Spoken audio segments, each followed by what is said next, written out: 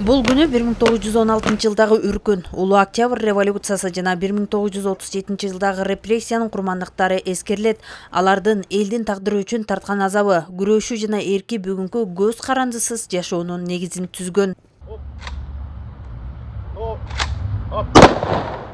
Нарын шаарында да бул күнгө карата эскерүү иш-чарасы өткөрүлдү. Жергиликтүү бийлик өкүлдөрү жана шаар тургундары Пудовкин паркына гүл чамбар коюп, ата-бабалардын арбагына Куран окушту.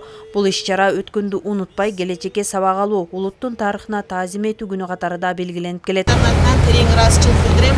Бар болуңуздар, аман болуңуздар.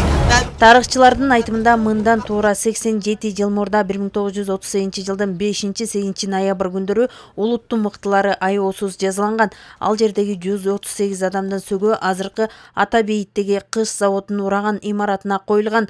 Улут үчүн канын азык, каруусун казык кылган ата-бабаларыбыздын урматына 7-8 ноябрь тарыхчына ата-бабаларды эскерүү күнү деп белгиленген. Мына бүгүн биз ата-бабаларды эскерүү күнүнө карата келип отурабыз. Бул ата-бабаларды эскерүү күнү биз үчүн абдан сыймык. Анткени биздин ата-бабаларыбыз биз үчүн ушу жаркыраган жашоону бериш үчүн ушундай курмандыкка барышты. Анчалык аракет кылышты, ошол аракеттин иште эмеси чыгып, муну азыр Кыргызстаныбыз өнүгүп, өсүп келатат. Мына өзүңүздөр билгендей, бүгүн ата-бабаларды эскерүү күнү Нарын жергесинде да болду. Биз эскерип туруу, бул ар бир инсандын келечектин милдети катары биз билишибиз керек.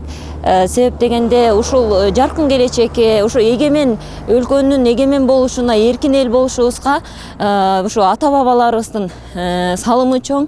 7-8 ноябрь атайын жарлыкка ылайык 2017-жылдан тартып өлкөбүздө тарыхчаны ата-бабаларды эскерүү күнү катары белгиленип келет. Мурун бул күн постсоветтик өлкөлөрдө октябрь революциясынын күнү катары белгиленчү. Наргиза Жумадел кызы, Бексултан Жолдошбеков, Нарын жаңылыктары.